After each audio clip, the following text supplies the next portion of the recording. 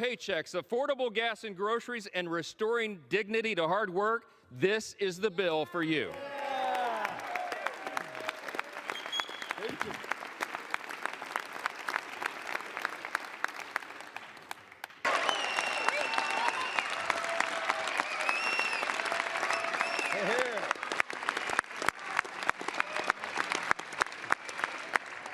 If you're for fair and lower taxes, bigger paychecks, affordable gas and groceries, and restoring dignity to hard work, this is the bill for you.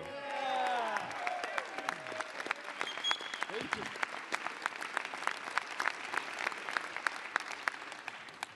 It makes no difference whether our colleagues on the, across the chamber speak for 25 minutes or 25 hours. They can't change the truth. And today was about performance for some of them. But today for us is about results. Results that improve the lives of Americans, regardless of their race, religion, color, or creed. It does not matter.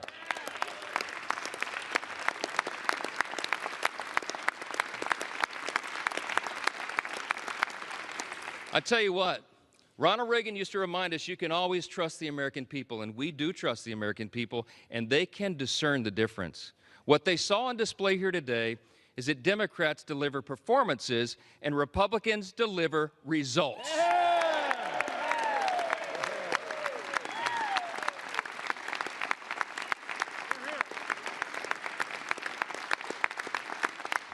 Today, my friends, we are ready now. We are going to deliver what we were sent here to do, and every American will benefit from it. In 1793, just steps from where we stand today, President George Washington laid the first cornerstone of the United States Capitol. Over 50 years later, on July 4th again, members of this body gathered once again to lay a second cornerstone. Once more on July 4th, at the height of the Cold War, Congress laid a third cornerstone. And this week, with this vote today, on our nation's birthday being tomorrow, we lay a fourth. With this bill, we can vote as stewards of that great legacy that we have inherited in this extraordinary nation that we are blessed to live in. We can lay another sturdy foundation for the future of this country, a future where working Americans can feel relief, where government can finally start living within its means again, and where the United States is safer, stronger, and more prosperous than ever before. That's right. Now, I'm going to say this as they mock America and mock everything and mock the bill. We'll see how the people feel about that. Yeah.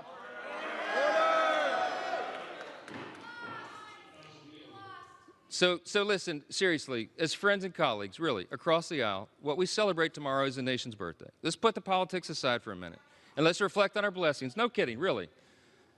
Tomorrow is the 249th birthday of our nation, and that's right.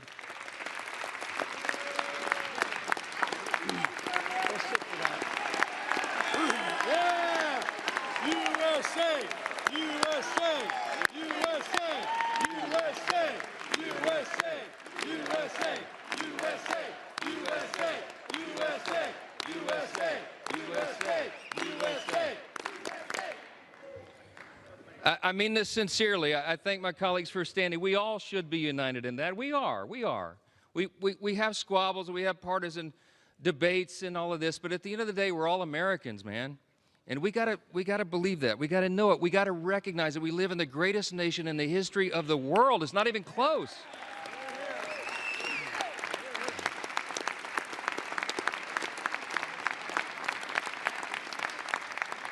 My friends and colleagues, we are so blessed. We should not take it for granted. We live in the most free, the most successful, the most powerful, the most benevolent nation that has ever been on the face of the earth. And there's a reason for that. The reason that we are the greatest nation is because we were built on the ultimate foundation.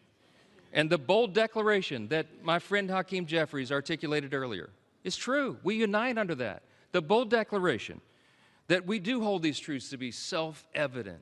What is a self-evident truth? It's something that's obvious.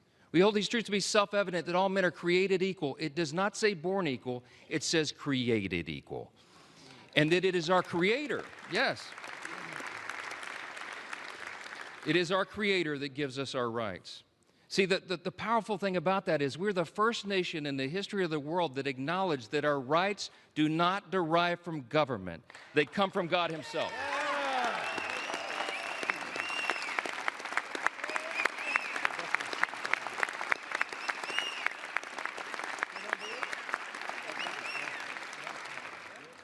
You see those words up there, that motto, it says, "In God we trust," right above the speaker's rostrum.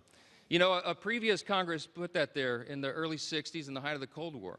There's a little visitor's guide that people get when you do tours late at night. You've probably seen your constituents and visitors and friends get the guide. If you turn, I think it's about to page 21. It explains why that's there. And it says, Congress voted to put that there as a rebuke to the Soviets' worldview at the height of the Cold War. Why? Because communism, socialism, find their root in Marxism. And Marxism begins with the belief that there is no God. It's wrong. And this Congress made us stand those many years ago, and we should do it again. We're different, we're distinct, we're exceptional, because we acknowledge that right there, our motto.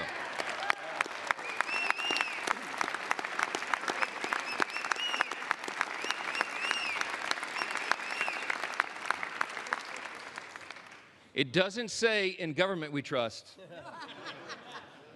It says, "In God we trust." And we better remember that.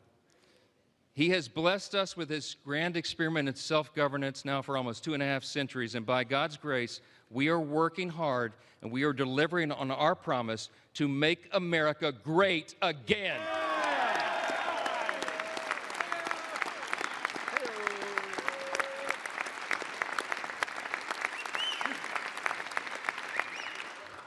This is without a doubt the most important vote of this Congress, and I think this may be the most important vote that any of us take in our entire lifetimes. And everybody better remember it, however you vote today. My friends, the President of the United States is waiting with his pen. The American people are waiting for this relief. We've heard enough talk. It's time for action. Let's finish the job for him. Vote yes on the bill.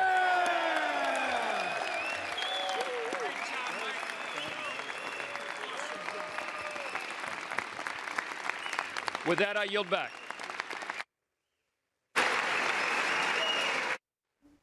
And that was House Speaker Mike Johnson talking about the big, beautiful bill, saying that the bill was drafted not for the elites, not for Democrats, but for the working American people. It's going to make America safer, it's going to make the border more secure, and it's about common sense. And we're moving on. Representatives is on the verge of passing this one big beautiful bill, and this comes after late night negotiations amongst Republicans, which yielded a consensus. Our Washington correspondent Luis Eduardo Martinez joins us now live from the Capitol with the latest. Luis, what happened last night? What changed for the House Republican holdouts for them to support the last procedural vote to advance this bill? Yes, Don, last night, well, actually early morning at 3 a.m., 23 minutes past 3 a.m., finally House Republicans got the votes to pass the first and last procedural hurdle before a final vote on the one big, beautiful bill. So this was actually the longest time in recorded history in Congress that a vote had been kept open. Speaker of the House, Mike Johnson, did not want to close the session but keep on going. Part of the strategy that Speaker of the House Mike Johnson had all along of exerting maximum pressure on lawmakers to keep the ball rolling on this process. Now let's listen to House Republican Conference Chair Congresswoman Lisa McClain had to say about the deadlock that was unlocked last early morning today. Let's listen. I think what those holdouts were doing was exactly what we were all doing. We are advocating for our districts, right? We live in a republic. We all advocate for our districts, and our districts at times are very different and very diverse. So I think we all got together. We all wanted to get to a yes. And then last night, I think, what was it, 3 in the morning, after having several conversations with each other and the president, we've concluded that this is the best, most conservative bill that we can put on the floor to pass for the American people.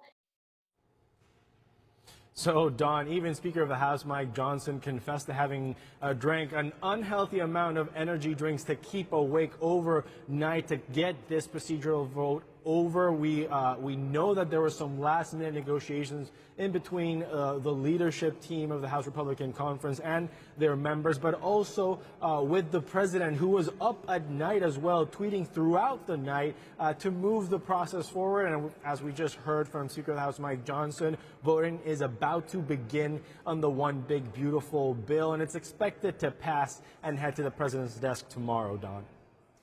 And Luis, what role did President Trump play in the reconciliation process? The bill does contain a bulk of his campaign promises.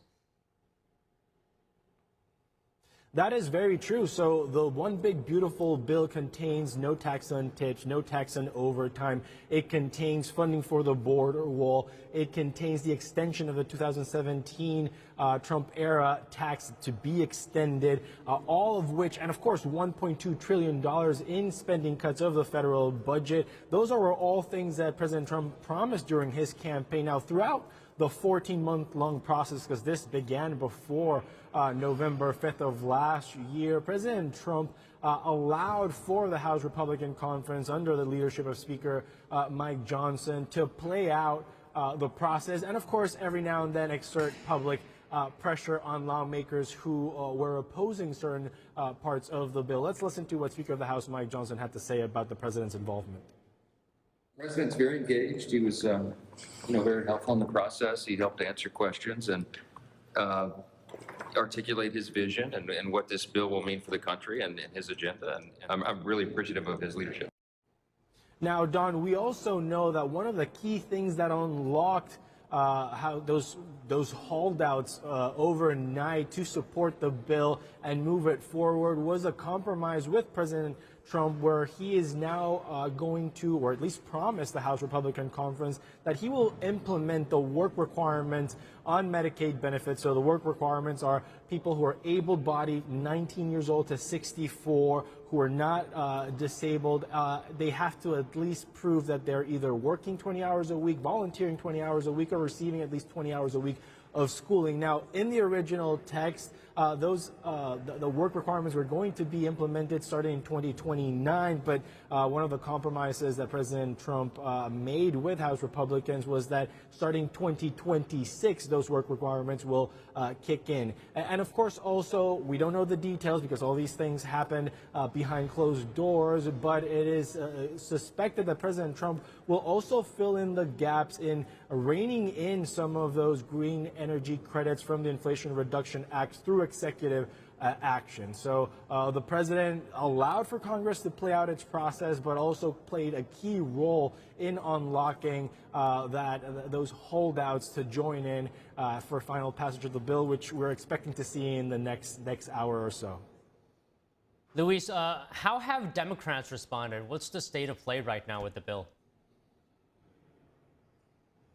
Well, House Democrats played their last card with what it's called the Magic Minute. So it's a procedural move that the minority can use right before voting on a bill begins. In this case, Minority Leader Hakeem Jeffries took to the House floor and spoke for a record amount of 8 hours and 44 minutes to delay as long as possible the voting of the One Big Beautiful bill. It's worth mentioning that Speaker of the House Kevin McCarthy, former Speaker of the House Kevin McCarthy, held the previous record with 8 hours and 32 minutes. So he surpassed that by over 12 minutes and holds the record now both in the Senate and in the House. Democrats hold the record for the longest filibustering in the Senate and the use of the Magic Minute on the House floor. But of course, once that was exhausted, we just heard Speaker of the House Mike Johnson opening now votes for the One Big Beautiful bill. And the path is clear for House Republicans if they vote alike at 3 a.m. in the morning, where everyone on the House Republican Conference, except one, Brian Fitzpatrick from Pennsylvania, voted in favor of the One Big Beautiful bill. Back to you, Don. Okay, Luis, thank you very much. Next, the White House plans to appeal after a federal judge blocked President Trump's asylum ban at the southern border. U.S. District Court Judge Randolph Moss said the move exceeded executive authority and goes against immigration laws protecting asylum seekers. The ruling blocks the president's January 20th proclamation that reserves asylum only for those who enter the U.S. at ports of entry. Trump said the ban was necessary to prevent an invasion at the southern border with Mexico. The White House responded saying, quote, "A local district court judge has no authority to stop President Trump and the United States from securing our border from the flood of aliens trying to enter illegally." Another federal judge on Tuesday blocked the Department of Homeland Security from ending temporary protected status for Haitian immigrants before the program's scheduled expiration date. And joining us now to discuss the court's decision to block Trump's order barring illegal border crossings from claiming asylum is Bobby Ann Cox, a civil rights attorney, legal analyst, and fellow at the Brownstone Institute. So good afternoon, Bobby Ann. Can you walk us through exactly what this ruling is about? Yes, of course. So in this ruling, Judge Moss, who's a federal district court judge, meaning he's a trial court judge based in Washington, D.C., he is an Obama appointee, and he has basically ruled that President Trump overstepped his authority when he issued this proclamation back on January 20th of this year, which was his first day in office of his second term. And basically, the judge here is saying that the president can't alter federal immigration law, which is what the judge deems President Trump is doing with this proclamation. I don't think that it's a correct reading of federal immigration law, to be quite honest with you. So I do think the judge has erred here, but it is really an issue that is prominent in our minds right now, because just last week, the United States Supreme Court, as you know, we discussed this on last week's show, the United States Supreme Court did issue a decision limiting the power of these trial court judges at the federal level in curbing presidential power and authority, particularly when it comes to the safety of our nation and our sovereignty. So I don't think that this is a correct ruling, but that is basically what this ruling says, that the president has overstepped and does not have the authority to stop the illegal immigration coming through our southern border, which is just ridiculous. It's absolutely the wrong reading of our laws. Okay, then what is the right reading? What is the right call in deciding where executive power ends and legislative authority begins in immigration law? Right. So what we see here is the president, in that proclamation that he issued on January 20th, he actually cited the federal law that he believes gives him the power. And I do think it is a correct interpretation of that law. And basically what the law says is that if a president deems that there is a certain category or class of people that are entering our country, that are causing harm, damage to the country, it's a negative situation, that the president does have the power pursuant to that law to step in and to put restrictions, to either stop it altogether or to put restrictions as the president sees fit. So that language is very clear in the law. And unfortunately, the federal judge in this case has decided to ignore that very clear language and is instead saying the president does not have the authority to make this kind of a proclamation. Now, the judge did put a 14-day stay on his order so that the Department of Justice and the president can appeal the decision. So what that means is if he has a stay for 14 days, it means his actual ruling will not go into effect for at least 14 days from now. So the White House said that it is going to appeal. Does that mean it has the potential to reach the Supreme Court? What is your analysis? Yes, I think that this case would be a perfect case for the United States Supreme Court to hear. The appeal process is that first, the Department of Justice, that President Trump would have to go to the intermediary court, which is the Court of Appeals.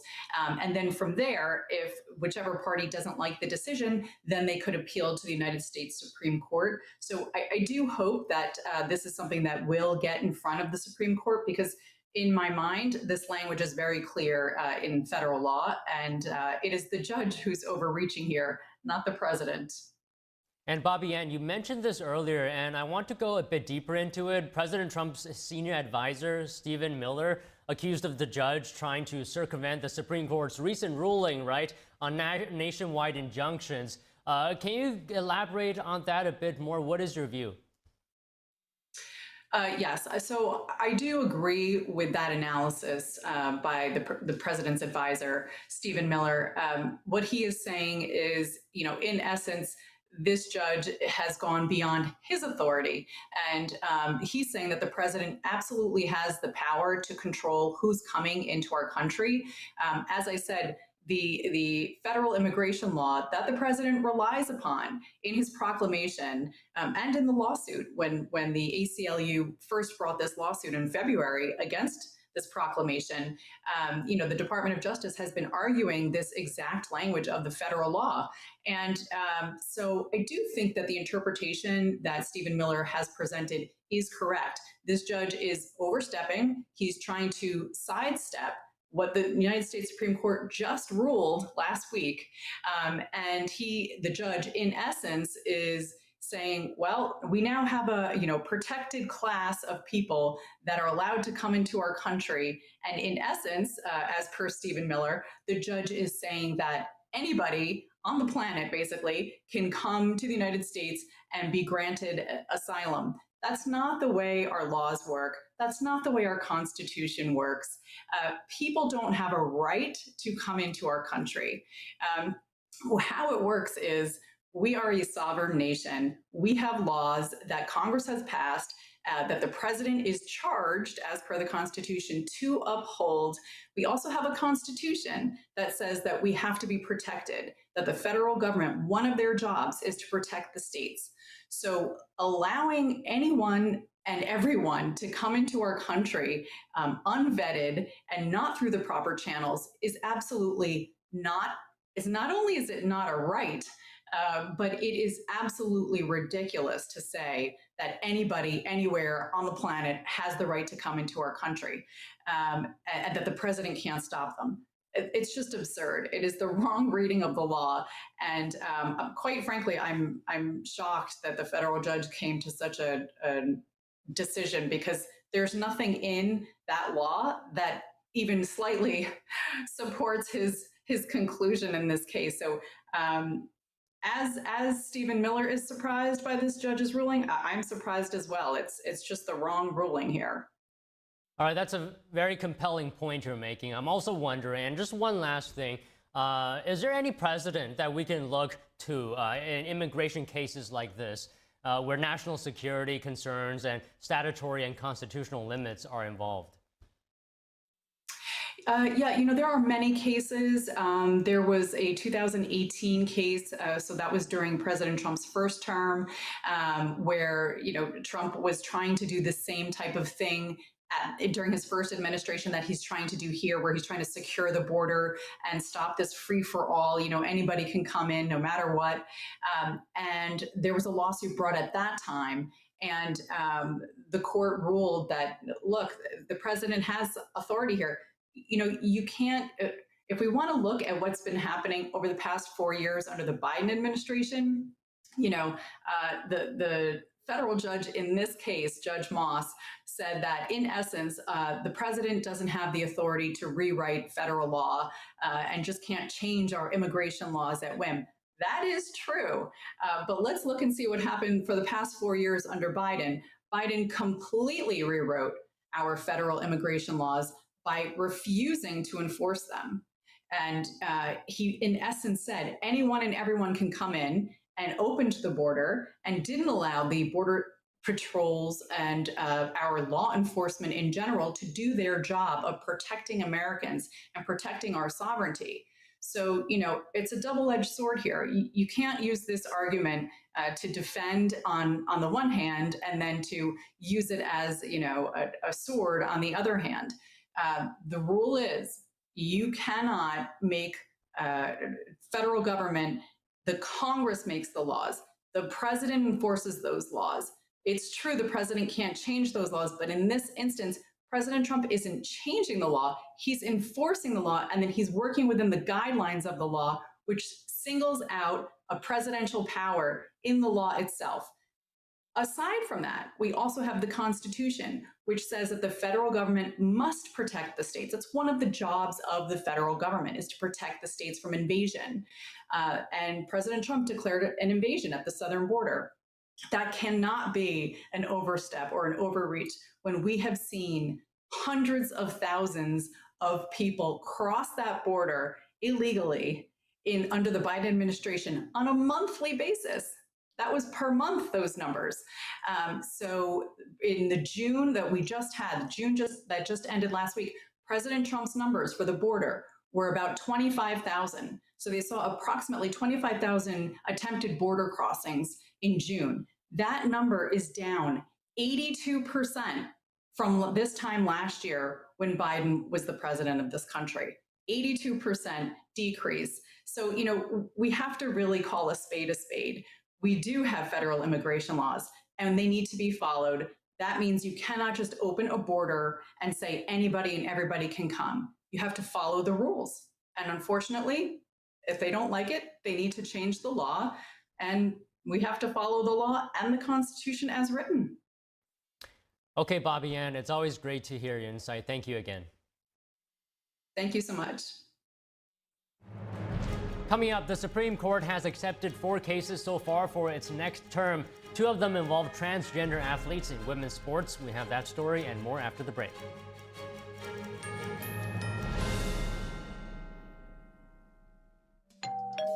Hi, I'm Ty Pennington, here for Choice Home Warranty. They protect my home from expensive repairs, and they can do the same for you.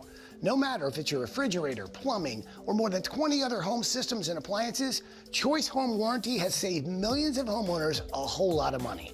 For a low monthly fee, you get their nationwide network of trusted local technicians with plans that cover repairs and replacements done quickly and the right way. No more headaches searching for technicians. No more budget-breaking chaos. Just a peace of mind of having Choice Home Warranty at your service. Call Choice Home Warranty now and save big with their special offer of your first month free and free limited roof coverage. Call now. Call Choice Home Warranty for your free personalized quote and to get your first month free. Call in the next 5 minutes, and as our special offer, you'll receive free limited roof coverage. Call now to lock in your rate and save big. Call 800-210-6422. 800-210-6422. There's a whirlwind of emotion and activity going on in this painting. And there's chaos all around and threat from below. The walls surrounding her, and they're anything but unmoved. They're moving all the time, and we sense that. But this little girl remains unmoved.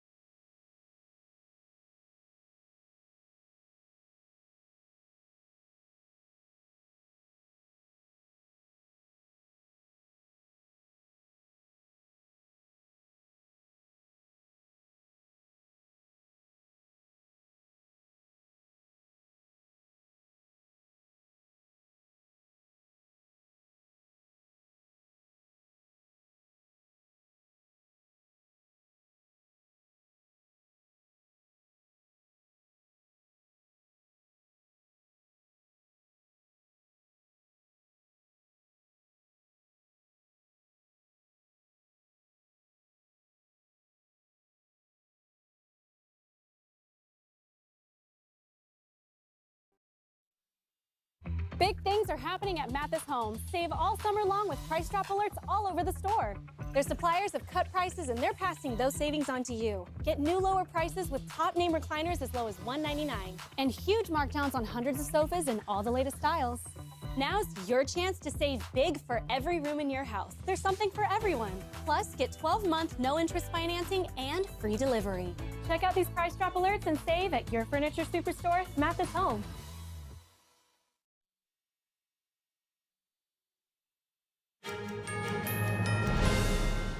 The Supreme Court today agrees to hear 4 new cases next term, including 2 that involve laws that ban transgender athletes from competing in women's and girls' sports. Here's more. The Supreme Court order list for this week grants appeals in 4 cases to be heard in the 2025 term. One of the cases challenges Idaho's Fairness in Women's Sports Act. It's asking whether Title IX and the 14th Amendment block laws that prevent transgender athletes from competing in women's sports. A similar case challenges West Virginia's Save Women's Sports Act. In that case, the Fourth Circuit prohibited the act allowing a biological boy to compete on girls' sports teams in West Virginia. The state of West Virginia is asking the Supreme Court to overturn the ruling. West Virginia Attorney General J.B. McCuskey applauded the Supreme Court for agreeing to hear their appeal. He said in a statement, "It's a great day as female athletes in West Virginia will have their voices heard." The other 2 cases on the list include a former convict turned Christian who feels called to share the gospel. He's challenging a local ordinance that was used to fine him for allegedly protesting outside of an arena. He's seeking to prevent the ordinance from being used against him again in the future. And a consolidated case involving 2 separate complaints that ask whether the New Jersey Transit Corporation can be sued in a state other than New Jersey. More than 24 alleged members of the Mongols motorcycle gang have been arrested. The bikers have been charged in connection with a shooting at a Florida gas station in March. The FBI announced the charges Wednesday. A local sheriff had this to say. Eventually, we're able to identify 7 people that are armed, 4 people who shot. 3 of those 4 people that shot were involved in a shooting last year in Titusville, where they surrounded a group of warlocks on US 1 and opened fire on them. Clint Walker was arrested that day. This morning, we were in Edgewater for Robert Manns, who was a shooter. We took over 20 firearms out of his house, and I can't tell you how much ammunition came out. And then I'm going to have to ask the AG for a favor on this one. I'm going to need a scholarship, if you can give me one, to Alligator Alcatraz, Port Orange resident Carlos Cardona Batista, who was arrested today and who was here in the country illegally. So I don't know if you can get us a scholarship for him, sir, but we would really appreciate that. The sheriff added that 2 members of the rival Warlocks gang were shot and sustained minor injuries. A total of 28 members of the Mongols motorcycle gang were taken into custody during a joint operation. Dubbed Operation Mongolian Beef, the individuals have been charged with aggravated rioting. The March 8th shooting took place during a week-long biker event in Daytona Beach. According to the Justice Department, the Mongols Motorcycle Club is an international organization. The gang considers itself within the 1% of outlaw motorcycle clubs. President Trump said on Truth Social, or social media rather, yesterday that last month's border statistics were the lowest in U.S. history, with 0 releases of illegal immigrants into the country.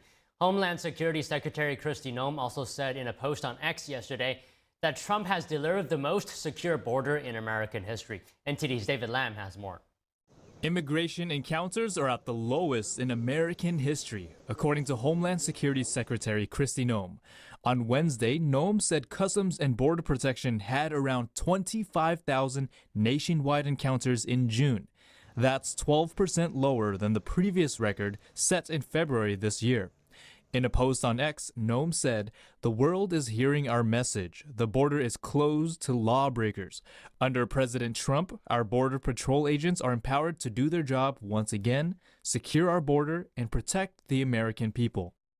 The root cause of that is because of our immigration system is somewhat overly complicated. And then I myself was an immigrant. I got naturalized as well. So I do think that there should be a path for legal immigration, and that should be encouraged. I don't support, illegal immigrants or people coming here without documents. I do think that our court system and our, I would say, border policy could do better to, first of all, stem that, and second of all, handle the situation for illegal immigrants here more humanely. 150 National Guard troops were also pulled away from Los Angeles on Wednesday to return to firefighting assignments. California Governor Gavin Newsom also acknowledged the decision, saying our firefighters are finally returning to fight wildfires, better late than never. Thousands of troops were deployed to LA to protect federal buildings and personnel amid ongoing ICE raids, as well as immigration protests and riots that happened in June. David Lam, NTD News, California. President Trump's One Big Beautiful Bill Act is headed to his desk for signing. The House voted 218 to 214 to concur with the Senate's amendment, clearing the final hurdle before the bill becomes law with President Trump's signature. This marks a significant victory for Speaker Johnson and President Trump, who have been actively rallying support since the Senate passed the measure on Tuesday. President Trump and the First Lady met with a freed Israeli-American hostage as well at the White House today in the meantime.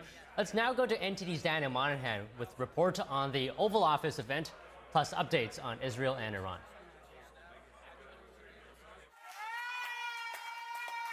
Idan Alexander was freed and reunited with his family in May after 18 months in Hamas captivity. His release followed intensive talks between Hamas and the Trump administration that circumvented Israel. Alexander was serving in the Israel Defense Forces near the Gaza border when he was abducted by the Hamas terror group on October 7, 2023.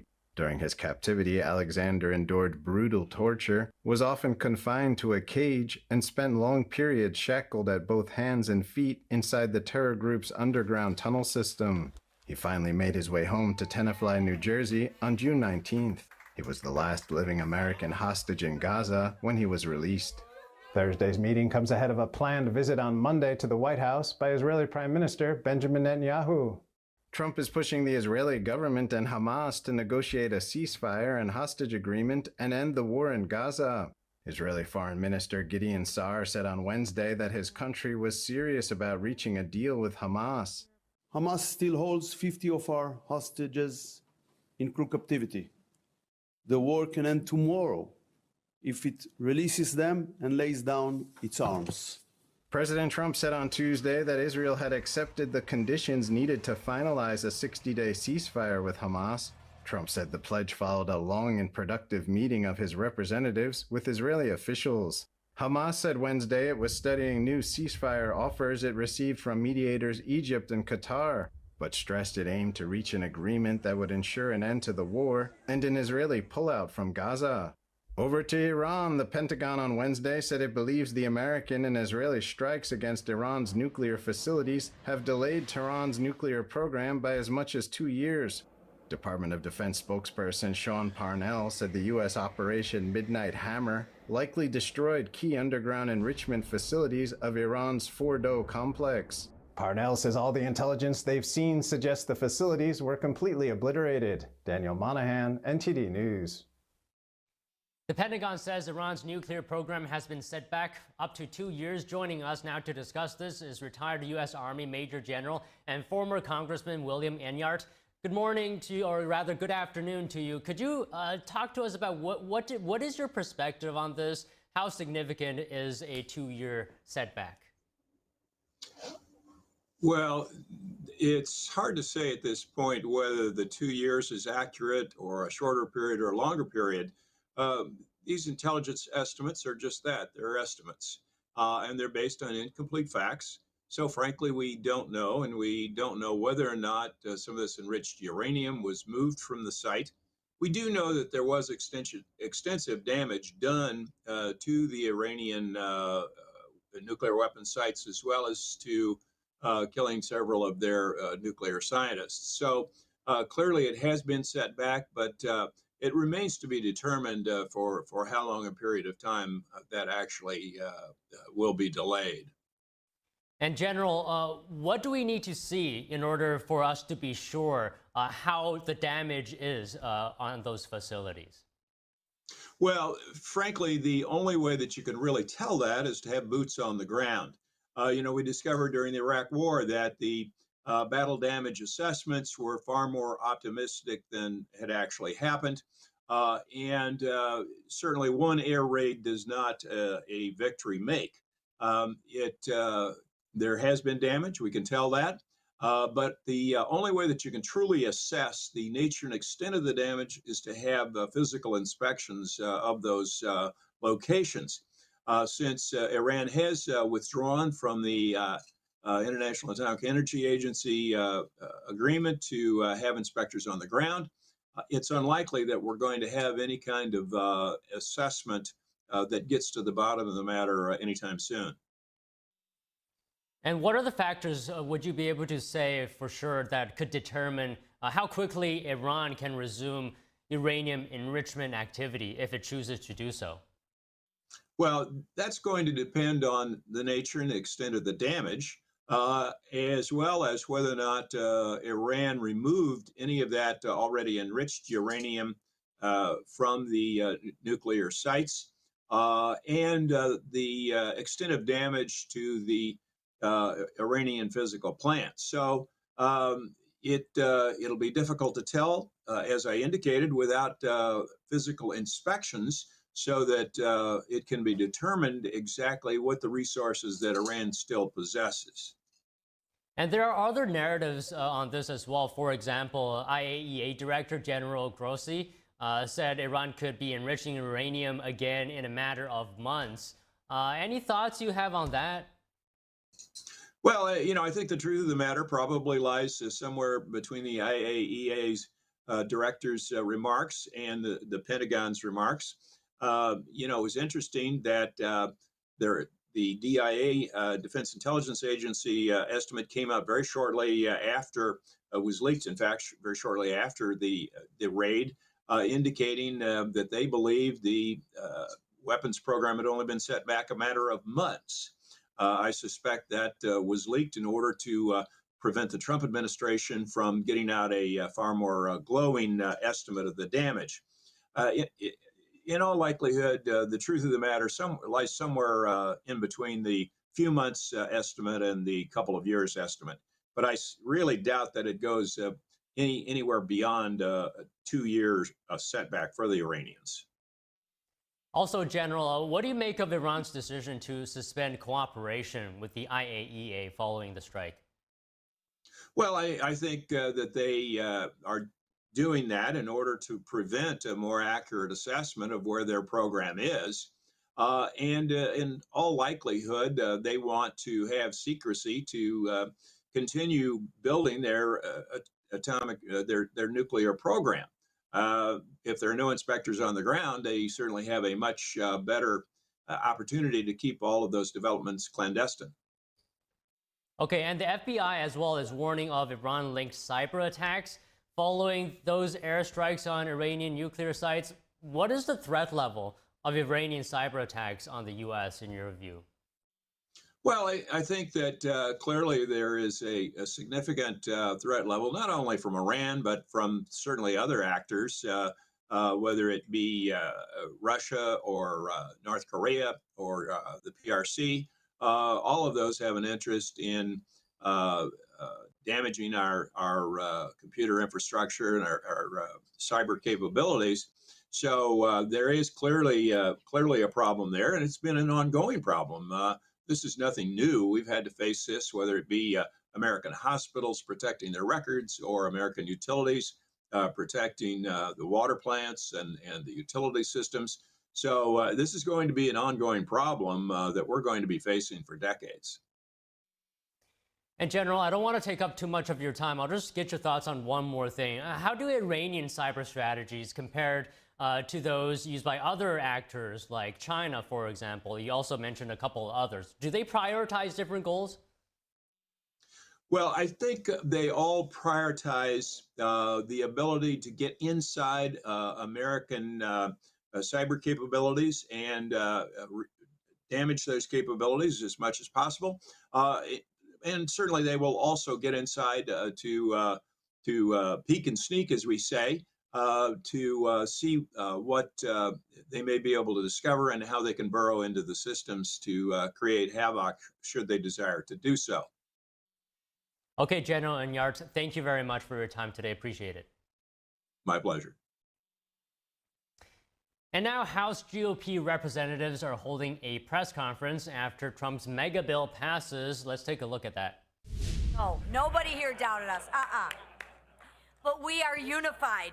We delivered on our promises to the American people. No taxes on tip, no taxes on overtime, tax relief to seniors, enhanced child care tax credits, elimination of the death tax, more ICE agents. We're finishing the border wall and funding the Golden Dome. And most And for all the fear-mongering that goes out there from the Democrats, we actually secured Medicaid for those who need it most. Vulnerable Americans, pregnant women, and the disabled, compared to the Democrats who would rather give Medicaid to illegal aliens and MS-13 members. Democrats are fear-mongering because they have no vision, no plan, and no leader. But guess what? We have a leader, and our leader is President Donald Trump. And lastly, let's not forget that actual fiscal sanity is being restored. Because of our work, the One Big Beautiful Bill Act is headed to the president's desk for signature. And today marks the end of the waste, the fraud, and the abuse of American taxpayers' dollars. It marks the end of higher gas prices, the end of higher energy costs and higher grocery bills. And because of the One Big Beautiful Bill Act, Joe Biden's border crisis is over.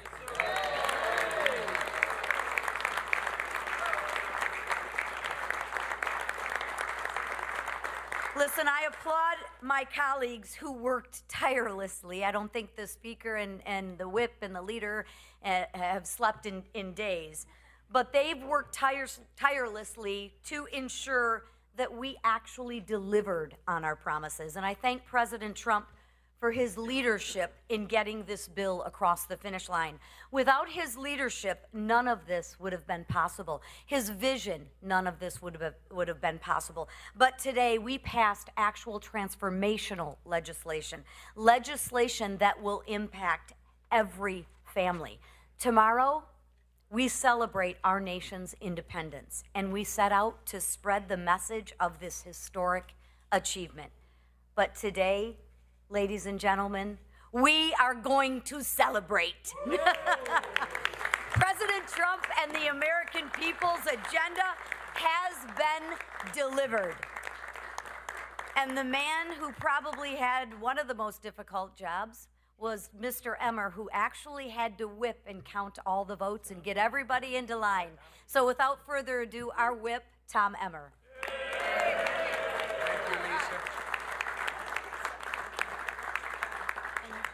You know, Mr. Speaker, they always complain about such a small majority, but for us old hockey players, it's just fewer numbers to count. It works out much better. On November 5th, Americans elected a Republican House, a Republican Senate, and a Republican President with a mandate for change, a mandate to undo the failed policies of the last 4 years and to deliver on President Donald J. Trump's America First agenda. Today, we're all proud to report that by passing our One Big Beautiful Bill and sending it to President Trump's desk to be signed into law, we are fulfilling that mandate. This is a once-in-a-generation piece of legislation that secures our border, unleashes American energy, allows families to keep more of their hard-earned taxpayer dollars in their pockets, cuts waste, fraud, and abuse in government programs like SNAP and Medicaid, modernizes our air traffic control system, strengthens our national defense, and so much more, all while implementing the largest cut in mandatory spending in our history. To put it simply, this bill is President Trump's Make America Great Again agenda being codified into law. From Minnesota to Texas and Maine to California, there are wins in this legislation for every single American. And I couldn't be more proud to be part of the Republican team that got this thing across the finish line. I want to say thank you to our Speaker, Mike Johnson.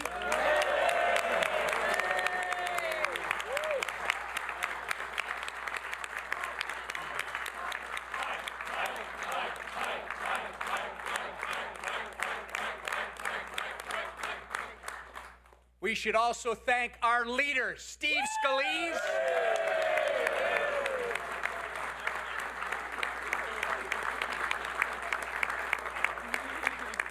And while she won't tell you what she's doing, we got to give a big thank you to our conference chair, Lisa McLean.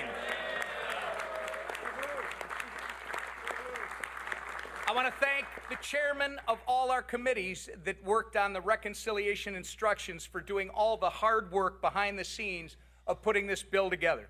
And most importantly, and people who know me know that it's about the team, I want to thank the members of our House Republican Conference for uniting as a team and getting this thing done.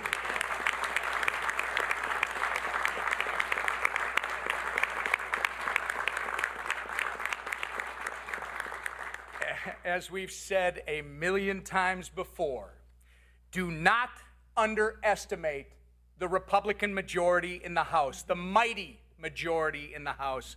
This legislative process may not always look pretty, and there will always be many tough fights, but one thing is certain: we will always deliver on our promises to the American people. And with that, I turn it over to our great leader, Mr. Scalise.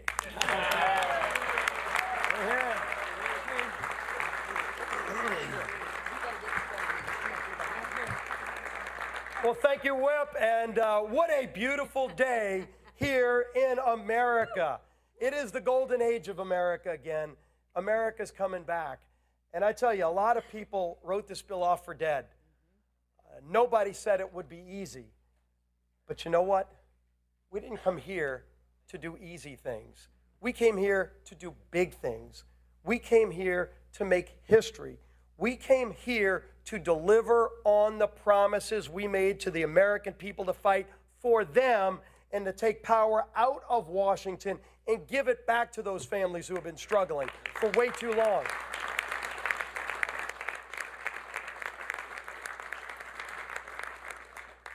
Now, we had a little bit of debate on the floor today. You got to see a difference between the two parties in Washington, maybe more crystallized than we've ever seen before. And I think that's a good thing. I hope America watched all of it.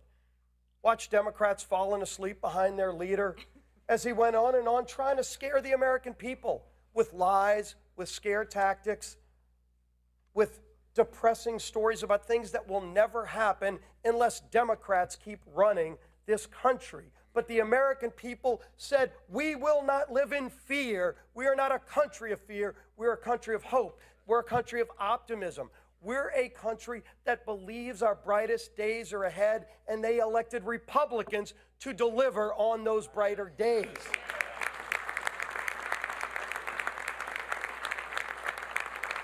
And I think maybe their leader wanted to speak for hours and hours and break records because they wanted to stand in the way of history. But history is not going to be denied. We were elected with a purpose. Donald Trump ran all around this country. He went to swing states that they said Republicans could never win. And he didn't give different messages to different places. A lot of us traveled with the president. And the one thing you can say about Donald Trump is it doesn't matter where he went. When you listen to his speech, it was probably going to be a little bit longer than the paper that was written. Might have been about a 15-minute long speech because President Trump speaks from the heart. President Trump expanded our base. It wasn't just the typical Republican voters. It was people of all walks of life, people who had given up on Washington because Washington gave up on them, and they finally saw a leader who was willing to fight for the hardworking people of this country. That's who Donald Trump has always been. And all the people that knock Donald Trump ignore one important fact. There is no better, more passionate fighter for America and its hope and promise than Donald J. Trump. And President Trump said at every stop, if you elect me, if you give me a Republican House and a Republican Senate, these are the things I will do. It was kind of historic in a lot of ways. It should be commonplace that a presidential candidate runs on specific things and then delivers on every single thing he ran on. He said, I'm going to secure America's border. His opponents said they were going to keep the border open. He said, I'm going to actually make our country energy independent again. And then the war, the attack on American energy that we've seen for 4 years, crushed jobs, crushed the economy, forced families to pay too much for gasoline, and emboldened the enemies of our nation like Russia, Iran, and others. And those days are over with this one big, beautiful bill. And President Trump said a lot of other things, but what American people knew about not only electing Donald Trump, but about keeping this House majority and about electing a Republican Senate is that they said, we're going to entrust this group of people to go and be different and to deliver on those promises. And when you look through all the historic things in this one big, beautiful bill, the wins for hard-working families, win after win after win, it's delivering on those promises. We are going to see economic growth. When Donald Trump signs this bill tomorrow on America's birthday, the independence of our nation, you will start seeing historic growth like we've never seen before. I've been proud to work on a lot of important pieces of legislation. There is not one group of people, and there is not one bigger piece of legislation that will deliver more great benefits for the hardworking families who have been struggling in this country than this one big, beautiful bill. There's a reason it was hard. There's a reason that it wasn't 2 committees like Tax Cuts and Jobs Act. It was 11 committees involved. Historic. We made great historic reforms in education policy. First ever repeal of a Second Amendment tax in the history of our country. A constitutional right being taxed, gone in this bill. You've heard about a lot of the other provisions. One of the things you didn't hear about is school choice. Federal school choice for the first time ever. So low-income families will have an opportunity to get their kids out of failing schools. Every Democrat voted against all of those things. And they're going to have to explain that. Once the lies and the hot air and the long-winded speeches are over, people are going to go, I'm better off today now that this bill's signed into law and all the things you said didn't happen, but the great things that Donald Trump and this Republican majority promised did. And that's the testament to the non-ending hard work of this group of people. And I will tell you, I've worked alongside a lot of leaders, and I've been blessed to be a part of leadership in majorities, mostly. Minorities, too. It's a lot more fun to be in the majority. But you get in the majority to do the big things, to do the hard work. And believe me, this was hard work. You all know it. You all know how many times this bill could have died if we just said, you know what, it's probably not going to get there. There's a lot of reasons why you could say it's just going to fail. But this group always said from the beginning, and we told you this, and we meant it, failure's not an option. Because the American people are counting on us. There's too much at stake. There was too much at stake from the very beginning, and we knew the power of what this bill will do for those families who were counting on us. And so every time it would have been easy to give up, we just thought about those families who entrusted us with their vote, and we had to deliver for them. We figured out a way to come together. People you never would have thought showing up voting yes. And I will tell you, all the leaders I've served with, I don't think there's one that held this group together. Complicated majority, narrow majority, narrowest we've ever had. We were down to 2-vote majority at the beginning of this process. And Speaker Mike Johnson never one day wavered on his commitment. Donald Trump absolutely was our closer, and Donald Trump never stopped. Every day was there in the fight. Who do I need to call? What do I need to do? No president more directly engaged. And believe me, tomorrow at the White House, you're going to see a proud president who's ready to deliver on his promise to the American people. But this bill wouldn't be heading over to the White House tonight without the incredible yeoman's unwavering support of Speaker of the House, my dear friend, Mike Johnson, our leader.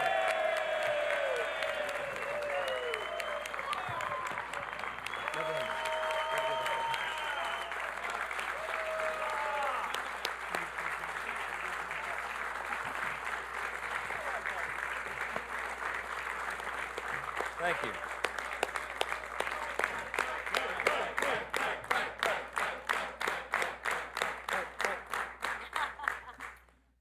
This is the vote tally card. We're going to frame this one, okay? 218, 214.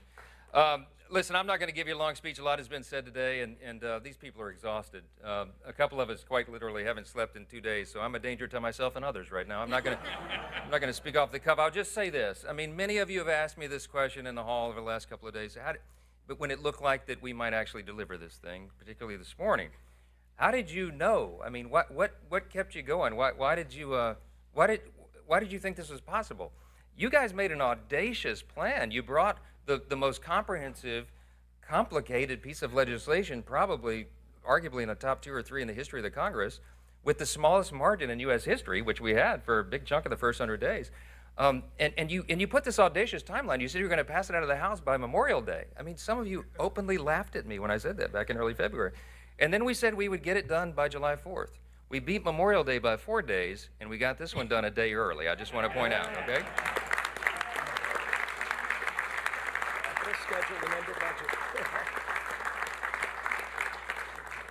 So the question was, I mean, like, why? Why did you do that? Why did you think that was possible? Because it sums up, I would sum it up with one word. It's belief, okay?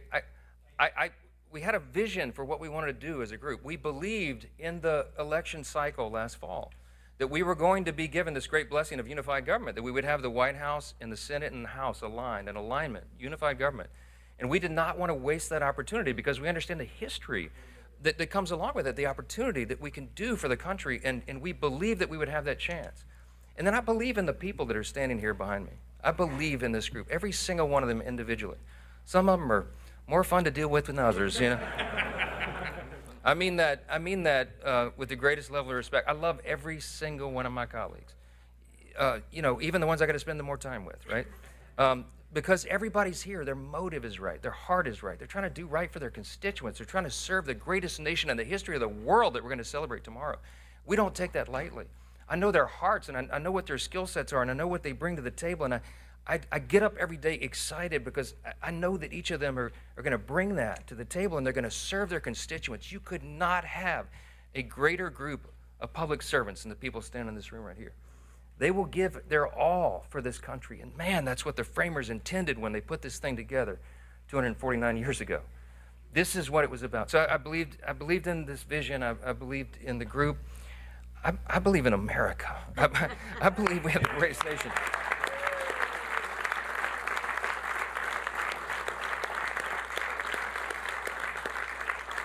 I'm going to say this very simply, and everybody here would articulate it in their own way. We had a tough 4 years before this last election cycle. America we were in deep trouble. And we knew that if we won, and we believed we would, we knew that if we got unified government, we'd have to quite literally fix every area of public policy. Everything was an absolute disaster under the Biden-Harris radical, woke, progressive Democrat regime.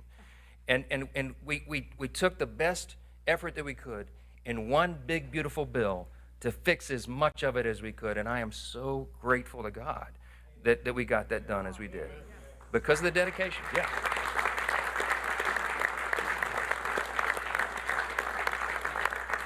Lastly, it's no secret, I do believe in God. I believe in that motto that's up that I referenced in the floor speech a little while ago. I believe that is what has made our nation the greatest in the history of the world. And some people shake their heads and they think that's old-fashioned or something. That is a fact. When the framers put this together, they stepped out in faith. They did something that no nation had ever done before. The great statesman, philosopher G.K. Chesterton of Great Britain said, America is the only nation in the world that was founded upon a creed. And he said it's listed with almost theological lucidity or clarity in the nation's birth certificate, the Declaration of Independence. We hold these truths to be self-evident, that we recognize, we boldly proclaim the self-evident truth that our rights do not come from the government, they come from God himself. He's the one that gave us our rights. That's right.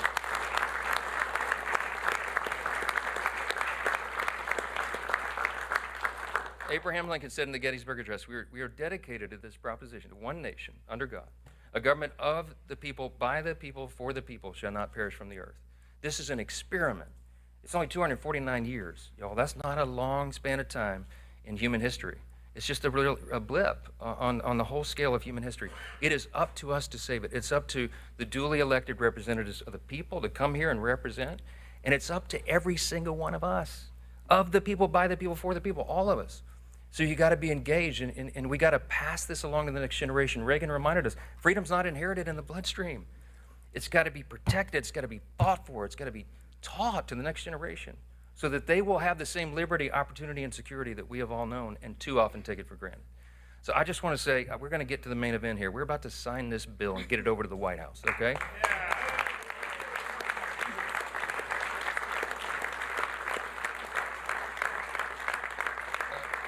some of these men and women have got to go catch flights and stuff. So we're going to sign this real quick, and I'll take a few questions. But I just want to say this: do not take for granted what we have been given. This grand experiment in self-governance. We can preserve it, but we got to do it all together. God bless you. Thanks for being here. Appreciate it.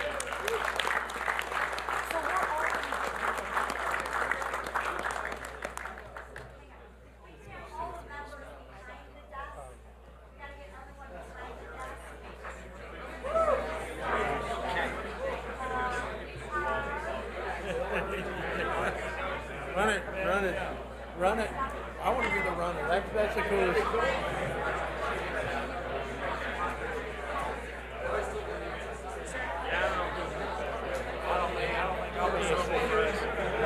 Zach, y'all head down. We're gonna head out, Tim. Y'all hang right. Yeah. Back to Iowa. Where that fighter pin? No, that's right.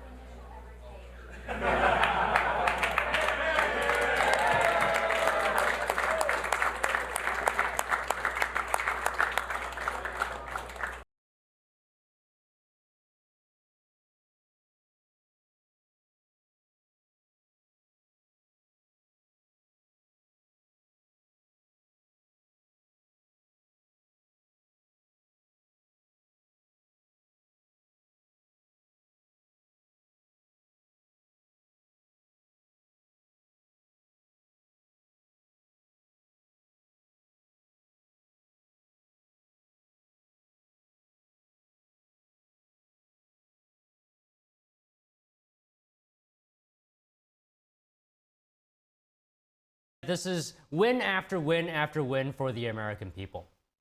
The House of Representatives passed one big beautiful bill with 218 votes in favor and 214 against. Our Washington correspondent Luis Eduardo Martinez has the details. With one big beautiful bill, we are going to make this country stronger, safer, and more prosperous than ever before. And every American is going to benefit from that. After overnight record-breaking sessions both in the Senate and the House, the one big beautiful bill has been approved by both chambers of Congress. Republican lawmakers kept to their self-imposed deadline of delivering the bill to the president by Independence Day. I think what those holdouts were doing was exactly what we were all doing. We are advocating for our districts, right? We live in a republic. We all advocate for our districts. So I think we all got together. We all wanted to get to a yes. And then last night, I think, what was it, 3 in the morning, after having several conversations with each other and the president, we've concluded that this is the best, most conservative bill that we can put on the floor to pass for the American people. Overnight negotiations within the House Republican Conference, led by Speaker of the House Mike Johnson and facilitated by President Trump, unlocked the passage of the bill. President Trump agreed to use executive authority to rein in the green energy tax credits of the Inflation Reduction Act and implement the Medicaid work requirements as soon as 2026. The president's very engaged. He was, very helpful in the process. He helped answer questions and articulate his vision and what this bill will mean for the country and his agenda. And I'm really appreciative of his leadership. House Minority Leader Hakeem Jeffries broke the record for the use of the so-called magic minute on the House floor, speaking for over 8 hours and 44 minutes to delay voting on the bill. I'm going to take my time and ensure that the American people fully understand how damaging this bill will be, and everybody should vote no against it.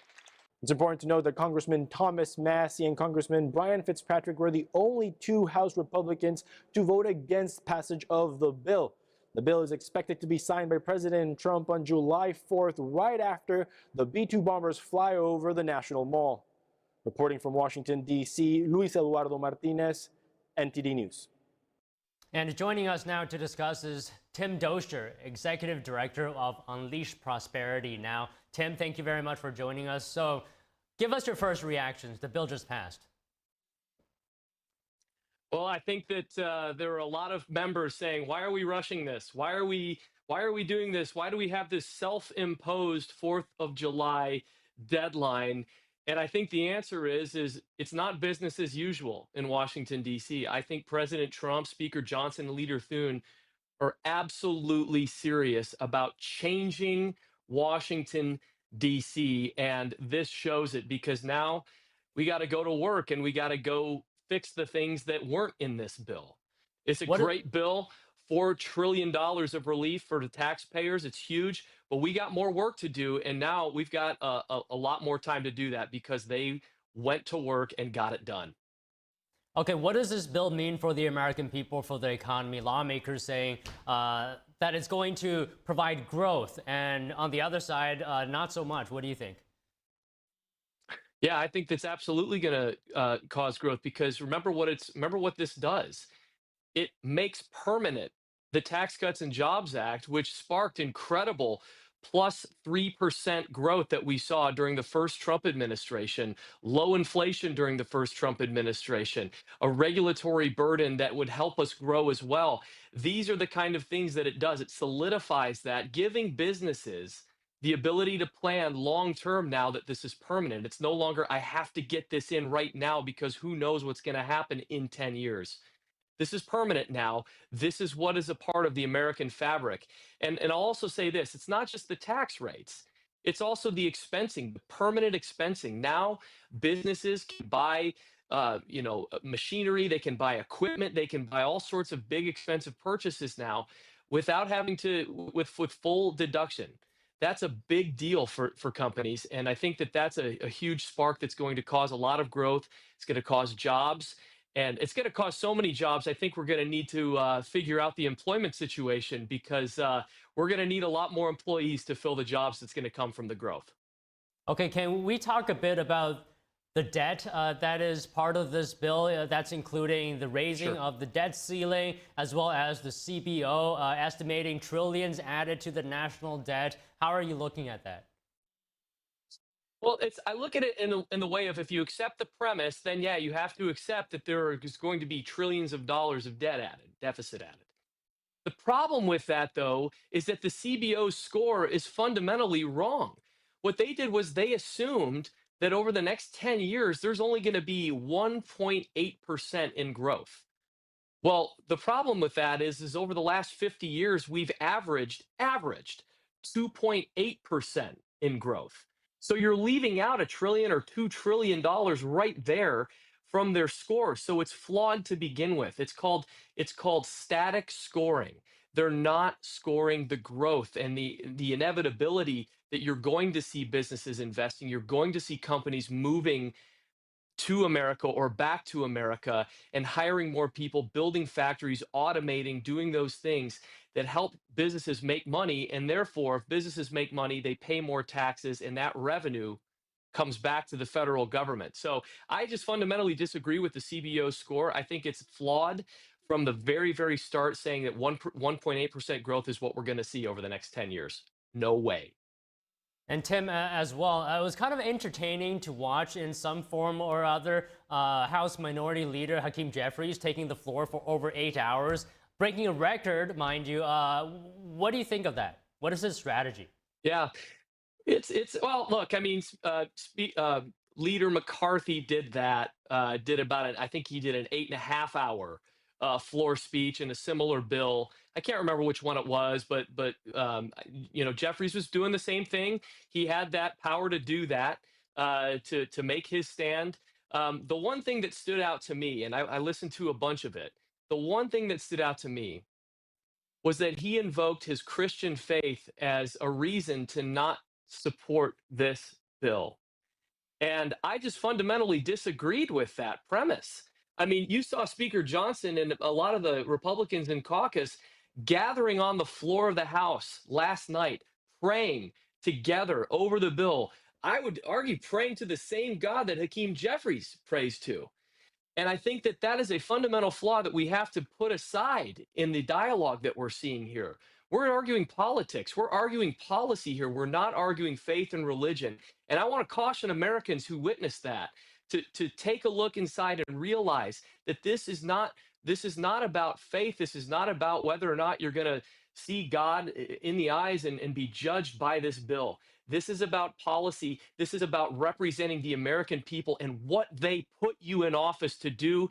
And we had a mandate. We saw a mandate in November, and that is what the Republicans were doing, was responding to that mandate. It had nothing to do with faith. So that was the one thing that stood out to me that just did not set right. And Tim, give us your comments on how this helps Americans be safer. How does it secure the border? Yeah, look, it is an incredible feat what just happened here. If you just look at the border provisions, think about this.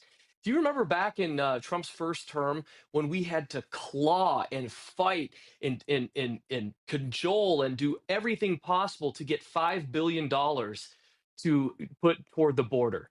Well, now we've got close to $50 billion. That's $50 billion for border security. We're talking detention centers. We're talking finishing that big, beautiful wall that President Trump used to talk about. We're talking about potentially opening up more legal process and procedure to process illegal aliens and remove them quicker. This is an incredible feat. It's an incredible thing. And I think that there's a huge pat on the back for this to the Republican leaders who just passed this bill for our border security.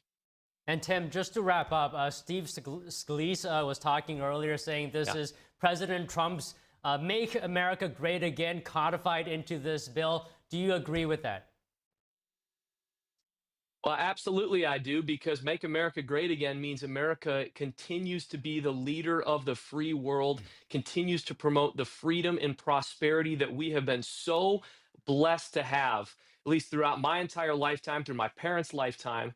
And that comes through ensuring that Americans keep more of their money and government keeps less of it. And that's what's going to happen when we sign this bill into law. And I say we because I'm for putting more money in the pockets of Americans.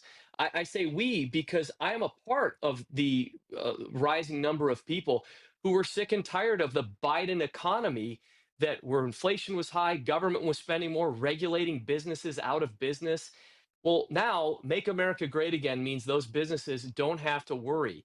Regulations are being cut, taxes are being cut, and of course, liberty is restored and made more localized, because the IRS in Washington, D.C. isn't going to be such a burden on them moving forward.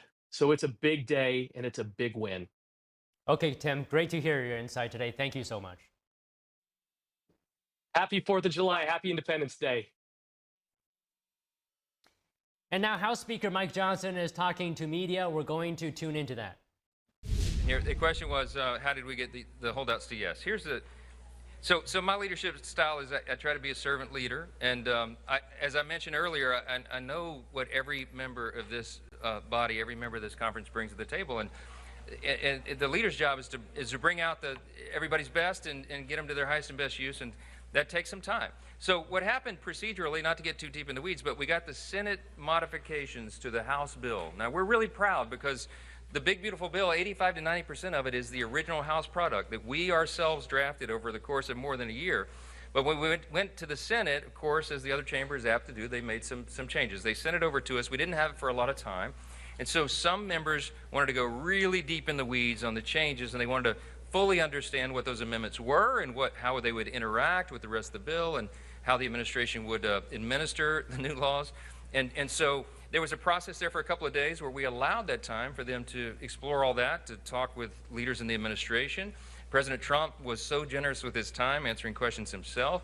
Vice President J.D. Vance was directly engaged. We had cabinet secretaries at a number of different federal agencies answering questions from members. Some of them even brought their agency attorneys in to get really deep in the weeds on the details. I knew as the leader that we would have to take the time to do that. And so some of that went into late into the night. And I was not going to make anybody, I was not going to demand anybody's vote or their position on the bill until they felt that they had exhausted that opportunity. So we did it, and that's how we got everybody to yes. Yeah. Obviously, you talked about the legislative process. You made a joke on the floor about how the White House legislative team practically lived here in the Capitol. Talk to me a little bit about how you got these members to yes. What concessions were made? We know it wasn't changes in the Senate bill, but it was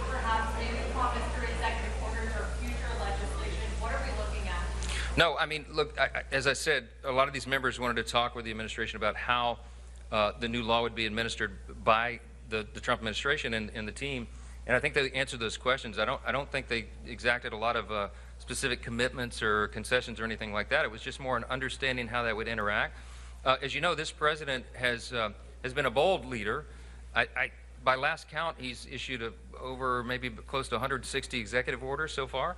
We're trying to codify as many of those as possible. So a lot of the discussions were about what executive orders will be forthcoming as it relates to the new legislation, and how can we be involved as a House to codify that and do all that in a coordinated fashion.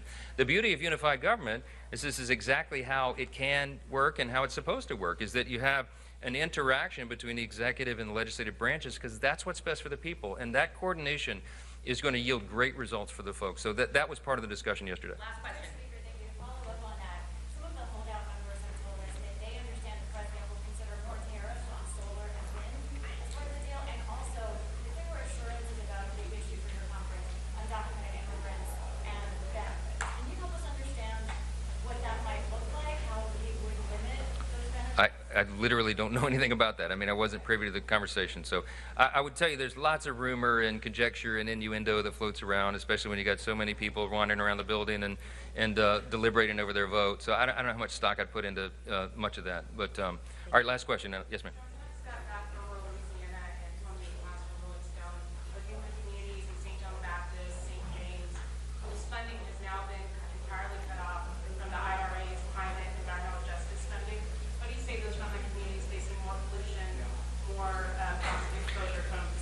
Look, I think a lot of the estimations about what this legislation would do in a negative manner to communities in my state or any other are far overblown. I can tell you that this bill is going to be a great thing for everybody around the country, my constituents especially.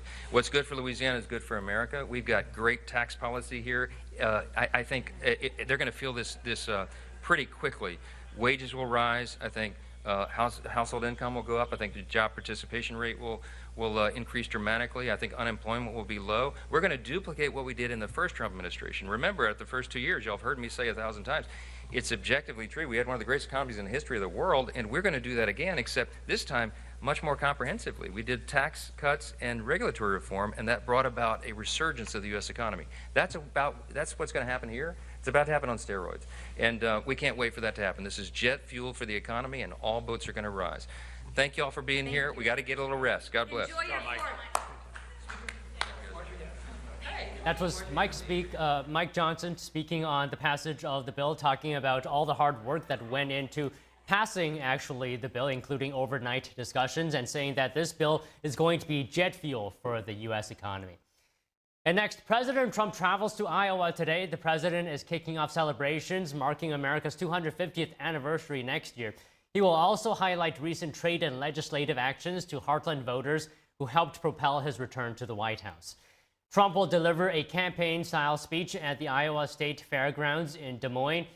Trump won Iowa's 2024 Republican caucuses by a historically large margin, and he carried the state by 13 points in the general election. Trump called Iowa one of his favorite places in the world in a Truth Social post on Tuesday announcing his trip. The Bureau of Labor Statistics released the June jobs report. The new data shows the job market is doing better than previously expected. The U.S. economy created 147,000 jobs in June, higher than the previously estimated 110,000 new jobs. Today's numbers is also slightly higher than the 144,000 jobs added in May. This signals the labor market is weathering the trade-driven economic uncertainty, and for the first time since February, the unemployment rate fell, slipping to 4.1% from 4.2%. Coming up, the Supreme Court has accepted 4 cases so far from its next term. 2 of them involve transgender athletes in women's sports. And more than 24 alleged members of the biker gang are arrested. They face charges in connection with a Florida shooting in March. Find out more after the break.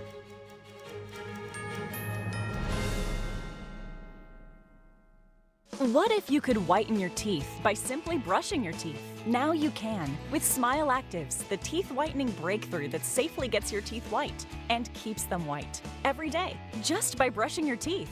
I never thought that whitening my teeth could be so easy. I just put the gel on the brush, the toothpaste on it, brush, and I can see my white teeth. Simply add Smile Actives to any toothpaste, and our patented PolyClean technology activates into a powerful microfoam that penetrates into the enamel surface to safely lift and remove stains. You need a simple way to whiten your teeth, without strips, without trays, without going to the dentist. And it was about time that a product was developed that you would be able to do that with just brushing. And now, Smile Actives is even better with new Pro Whitening Gel with 33% greater whitening power, clinically shown to whiten teeth faster, up to 8 shades. 100% of users saw whiter teeth. On food stains, coffee and wine stains, even on veneers, crowns, and dentures. I eat the blueberries, I drink the coffee, and I know that Smile Actives will keep my teeth white every day. If you could use something so easy like Smile Actives to take yellow teeth to white teeth, why wouldn't you? Why spend hundreds of dollars for whitening treatments at the dentist when now you can whiten your teeth with new Smile Actives Pro Whitening Gel every time you brush your teeth? Call or go to smileactives.com and for a limited time get new Pro Whitening Gel for just $24.95. Order in the next 5 minutes and buy one, get one absolutely free for just $24.95. That's 2 for 1 and save 58%. We'll even include free shipping. Get your teeth whiter guaranteed or return it within 60 days for your money back. I smile every day now. The difference is literally night and day. So now I'm always smiling, always choosing, because now my teeth are much whiter. This offer is not available in stores, so call or click now before the special buy one, get one free offer goes away.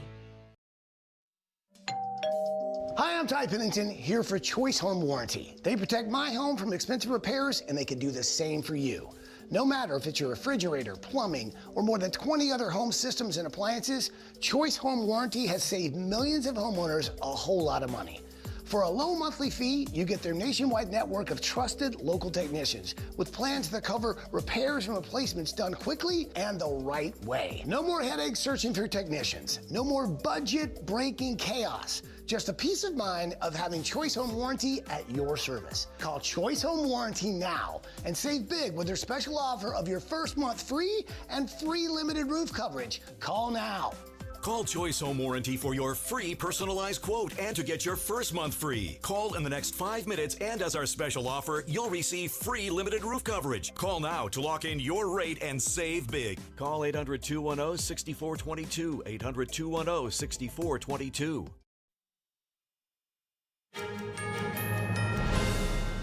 As the bill passes, billionaire entrepreneur Elon Musk looks to have different thoughts about the big, beautiful bill. He also say that he wants a new party. Joining us now to discuss this is Dennis Neal, author of the book, The Leadership Genius of Elon Musk. Good afternoon, Dennis. So what do you make of Elon Musk's apparent interest to start off forming or backing a new political party? Where is he coming from with this? Yeah, well, I think he's coming from a place of pain, disgust, feeling disrespected, feeling disregarded. He went in there and he set a huge high goal originally, $1 trillion in annual government expenses. That's a 14% cut from the $7 trillion that our government spends. And our government overspends $2 trillion a year, so it would have cut that in half. Instead, he came out with only $175 billion. Now, the good news is over 10 years, that's $1.75 trillion in savings, right? Because it compounds, the problem being this bill, by even conservative estimates, would add $2.3 trillion or maybe $3 trillion more to the total government debt after 10 years, wiping out the entire effort that Elon went to. And yet look at all that he went through, right? Death threats and attacks on his Tesla sites and Tesla cars, and the stock plunged. I'm a Tesla shareholder. I felt the pain too. And all to have that then be wiped out by this bill. And so he's coming at it from pain, but President Trump is coming at it from political necessity. And Elon, as brilliant as he is, he doesn't know enough about Washington and the way it works and just how cynical it is, perhaps. I mean, Dennis, do you think he's serious about that? Because, I mean, is it even possible to have a party that competes well with the GOP? Is he serious? You know, he's got the money to do it, right? And so when anyone with $400 billion in net worth, has $100 billion to spare. You never know what they could pull off. A bigger question is, I mean, where will he get the time? This man is an expert and deeply involved in 5 or 6 huge pursuits. And the idea of starting an entirely new party, I'll bet you there's 1,000 consultants lined up in Washington, though, dying for the business. And they'll give him all kinds of research papers and reports telling him just how plausible this project really is. And a fool and his money are soon parted, the old saying goes. Elon Musk is almost never a fool, but there's always the next time. So, Dennis,